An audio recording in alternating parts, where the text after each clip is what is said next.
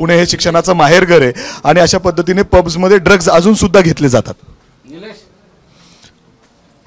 पुणे शहरामध्ये शिक्षणासाठी मोठ्या प्रमाणावर महाराष्ट्रातल्या वेगवेगळ्या जिल्ह्यातून आणि देशाच्या अन्य प्रांतातून आणि आता खरं म्हणजे विदेशातूनही मोठ्या संख्येने विद्यार्थी यायला लागल्यामुळे हा एक मोठी समस्या निर्माण होत चालली आहे। मध्यंतरी घडलेल्या घटनेमुळे सगळेच जण हादरले आणि मोठ्या प्रमाणात कारवाया सुरू झाल्या। आता अशा प्रकारच्या घटना घडल्यानंतर प्रिकॉशन म्हणून तर अनेकांची लायसन्सेस सस्पेंड करणं, रात्री 11 नंतर अशा प्रकारच्या पबमध्ये ती बंद, शटर डाऊन, अशा प्रकारच्या काही ॲक्शन सुरू आहेत। आणि म्हणून मला असं वाटतं की आजची घटनासुद्धा तितकीच सिरियस आहे आणि प्रशासन त्याची दखल घेईल, ज्या पबमध्ये हे चाललं आहे त्याच्यावर कारवाई करेल।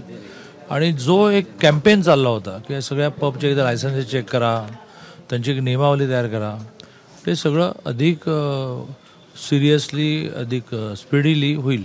दादा, आतापर्यंत असे आरोप होत आहेत धंगेकरकडून आणि सुषमाताईंकडून की हे खाते पैसे मंत्र्यांना जातात आणि म्हणूनच अशा पद्धतीने या पब्समध्ये हे सगळं चालतं। लोकशाहीमध्ये आपल्याला काही बोलायला परवानगी आहे, त्यामुळे त्या दोघांनी काय म्हणायचं हा काय माझा विषय नाही।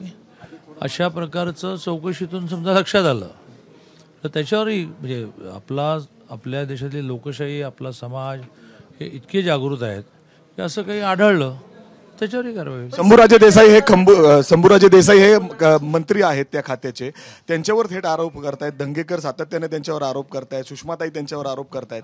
आपण गेले काही वर्ष म्हणजे 6 महिने बघतोय की ड्रग्ज किती मोठ्या प्रमाणात। खात्याचा मंत्री महाराष्ट्रातल्या 12.5 कोटी लोकसंख्या असणाऱ्या महाराष्ट्राचा मंत्री असतो, त्यातून अशा प्रकारच्या प्रत्येक घटनेमध्ये त्याची डायरेक्ट इन्व्हॉल्वमेंट लक्षात न येता आरोप करणंही चुकीचं आहे। पण आरोप करण्याचं स्वातंत्र्य सगळ्यांना आहे लोकशाहीमध्ये, पण मग आरोप केलेत ना तर मग आता तशा प्रकारचे पुरावे द्या। आणि त्यामुळे घटना घडली की मंत्री असं जरी त्या खात्याचा मंत्री म्हणून त्याची जबाबदारी असली तरी त्याची डायरेक्ट इन्व्हॉल्वमेंट आहे असं कसं म्हणता येईल। आणि त्यामुळे आरोप करण्याला आरोप करण्याचं स्वातंत्र्य आहे, त्याची योग्य ती चौकशी होईल। दादा, तुम्ही देखील पालकमंत्री राहिलात, कशा पद्धतीने थांबवण्यासाठी अजितदादांना तुम्ही सांगाल? ते आता पालकमंत्री आहेत, तुम्ही देखील पालकमंत्री राहिलात पुणे शहराचं, कशा पद्धतीने हे एक मोठा नवीन प्रश्न। मी पालकमंत्री असतानाही अगदी ह्या प्रकारच्या पण नाही, पण ज्याच्याबद्दल सगळेजण चिंता करतील अशा घटना घडल्याच नाहीत। मला म्हणजे घडल्या आहेत तर मला आठवत नाही, तुम्हालाही आठवत नाहीत, पण घडल्याच नाही असं दावा करता येत नाही ना। पुण्याची लोकसंख्या एक काळ 14 लाख होती, ती करता 70 लाख झाली। ती काही नॅचरल ग्रोथ नाही आहे, तर मोठ्या प्रमाणावर उद्योगामुळे, शिक्षणामुळे, हॉस्पिटल चांगली झाल्यामुळे, इंडस्ट्री वाढल्यामुळे ही गर्दी वाढत चालली। आणि त्यामुळे ह्या घटना घडू नये यासाठी पोलीस प्रशासनाने काळजी घेतली पाहिजे, एक धाक निर्माण केला पाहिजे। पण अशा सगळ्याच घटनांना डायरेक्ट मिनिस्टर रिस्पॉन्सिबल धरणं हे मला वाटतं की बरोबर नाही।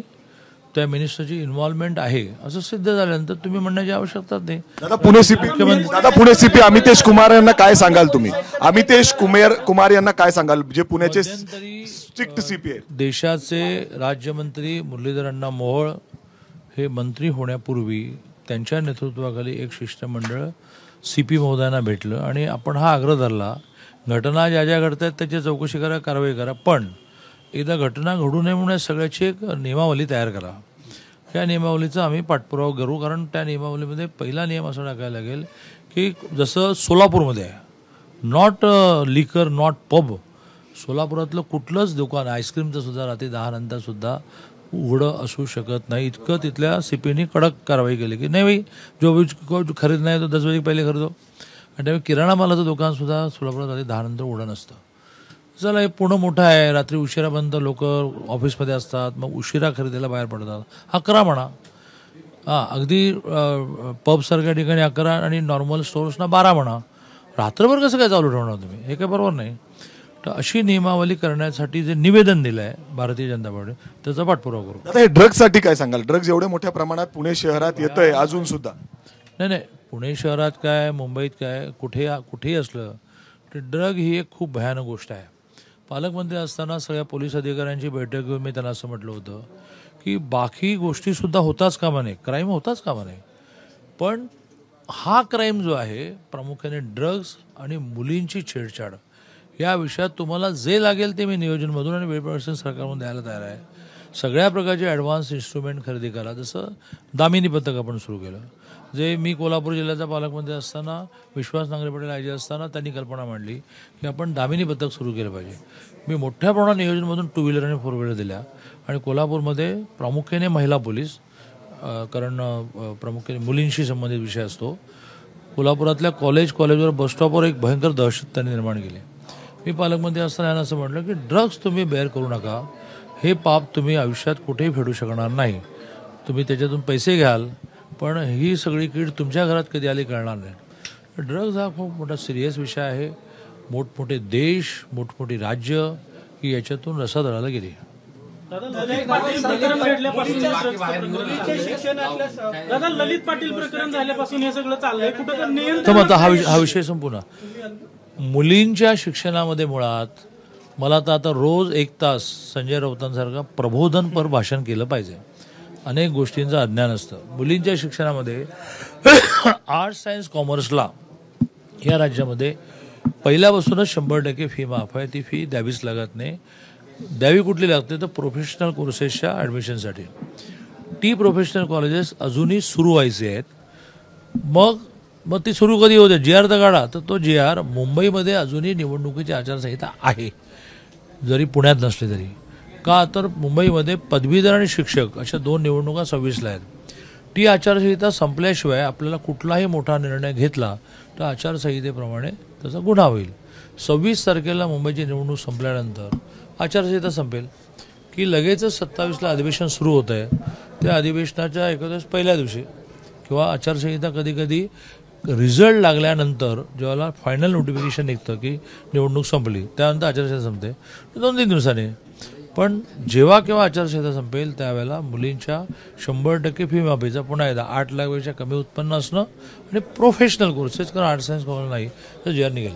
दादा ललित पाटील प्रकरण घडल्यापासून हे ड्रग्सचं चाललेलं आहे पुण्यामध्ये, नियंत्रणात कधी येईल किंवा कशा प्रकारे आणलं जाईल? नाही, असं आहे की अशा प्रकारच्या घटना या घडल्यानंतरच मोठ्या प्रमाणावर समाज अस्वस्थ होतो, प्रशासन हादरतं आणि कामाला सुरुवात होते.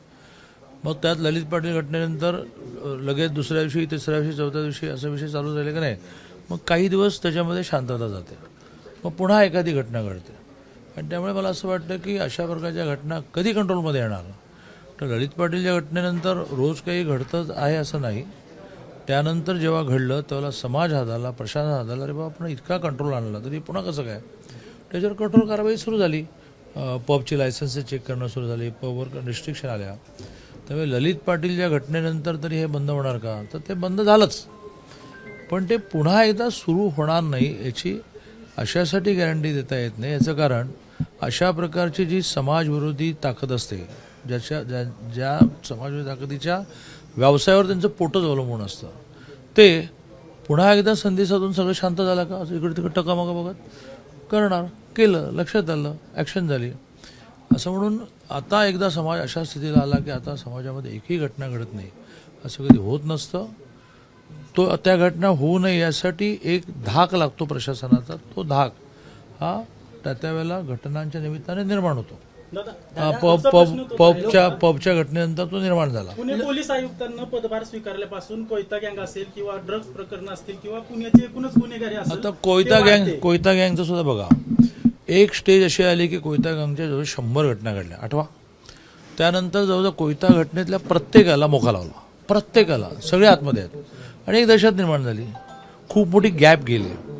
पण शेवटी ही मानवी प्रवृत्ती आहे आणि त्याप्रमाणे पुन्हा काहीतरी घटना घडल्या तर पुन्हा कडक ॲक्शन करतील ना. इनऑल आता प्रशासनाचा धाक इतका की इथे सुईसुद्धा कोणी कोणाची उचलणार नाही. ही खूप आदर्श स्थिती आली आणि ती असायला पाहिजे समाजाची. पण ज्या प्रकारची शहरं वाढत चालली आहे त्याच्यामध्ये धाक निर्माण करणं, तरी घटना घडली तर ॲक्शन घेणं, याच्यापेक्षा एकमेकावर दोषारोपण करण्याने काय होणार हे मला काही कळत नाही. त्यामुळे आंदोलन करण्याचे अधिकार सगळ्यांना आहेत, आरोप करण्याचे अधिकार आहेत, मागण्या करण्याच्या आहेत. पण त्या करताना ह्या ज्या मर्यादा आहेत की एकदम समूळ नष्ट झालं नावाचं कधी होत नसतं. घडल्यानंतर त्याच्यावर कडक कारवाई करावी लागते ती करतो. दादा एक शेवटचा प्रश्न, दादा एक शेवटचा प्रश्न, शंभूराज देसाईंकडे हे खातं आहे दादा. वाजेपर्यंत पब चालू ठेवलं. कोण आहे? पोलीस आयुक्तांनी 12 वाजेपर्यंत पब चालू ठेवल्याचं म्हटलं होतं, मात्र त्यानंतर देखील रात्रभर पब चालू. माझं स्पष्ट मत असं आहे की या तुमच्या माध्यमातून मी ही मागणी करतो. खरं म्हणजे मी मंत्री आहे, मी शासनाचा भाग आहे, मी मंत्री मागणी करायची नसते, मी ॲक्शन घ्यायची असते. परंतु मी वेगळ्या खात्याचा मंत्री असल्यामुळे उद्याच्या उद्या राज्याचे गृहमंत्री देवेंद्रजींना हे पत्र देईन किंवा देवेंद्रजी त्या गावातली उशिरापर्यंत नोकऱ्या व्यवसाय चालतात, प्रामुख्याने मजूर उशिरा घरी येतात, म्हणून नॉर्मल दुकानं 12पर्यंत चालू राहू देत, पब हे 12पर्यंत चालू राहण्याचं काही कारण नाही. ते 10लाच बंद झालं पाहिजे, चला 11ला बंद झालं पाहिजे. एक सेकंड थिंग म्हणजे ज्या पबमध्ये 18 वर्षाच्या खालच्या मुलांना दारू दिली जाईल त्यांचं कायम लायसन कॅन्सल करा, ब्लॅकलिस्ट करून टाका. या सगळ्या मागण्या ह्या मुरलीधर अण्णा मोहोळांच्या जे आता मंत्री झाले त्यांच्या नेतृत्वाखाली, धीरज घाटे आमचे शहराध्यक्ष नेतृत्वाखाली आपण प्रशासनात दिले आहेत. दादा शंभूराज देसाईंकडे हे खातं आहात, पुण्याच्या बाबतीत तुम्ही काय बोलणार आहात का? कारण लोकप्रतिनिधी आता दंगेकर सुद्धा बोलताना म्हटले की देसाई नाही तर कसाही आहात, तुम्ही स्वतः पुण्याचा विषय म्हणून शंभूराज देसाईंकडे. मी शंभूराजे देसाई नाही बोलेन, मी देवेंद्रजी नाही बोलेन, मी मुख्यमंत्र्यांना बोलेन की पुणंच नाही तर अशी जी मोठी शहरं आहेत की जी आता कॉस्मोपॉलिटन झाली. आणि कॉस्मोपॉलिटन म्हणजे अन्य प्रांतीय नाही, अन्य जिल्हे, त्या शहरातलं मूळ पॉप्युलेशन 10%, बाकी सगळं 90%. याला पर्याय काहीच नाही. उद्योग इथे उद्योग नोकऱ्या इथे मिळतात, लोक इथे येणार, शिक्षण मिळतं येणार. पण त्याच्याबरोबरीने हे जे अशा प्रकारचे पॉप्युलेशन ॲब्रप्टली वाढण्यामुळे होणाऱ्या समस्या लक्षात घेता कठोर नियमावली करावी लागेल. त्यात पब, दारूचं दुकान, म्हणजे अगदी हॉटेलमध्ये दिली जाणारी बियर नॉर्मली, हे सगळ्याला 11 बस झालं, 11 वाजेपर्यंत करा आणि जा करा घरी, आपल्या घरी जाऊन झोपा, हे म्हणावंच लागेल. तेव्हा पुण्यातल्या ड्रग्ज प्रकरणानंतर चंद्रकांत पाटील यांची ही प्रतिक्रिया आपण पाहत आहोत. एबीपी माझा, उघडा डोळे बघा नीट.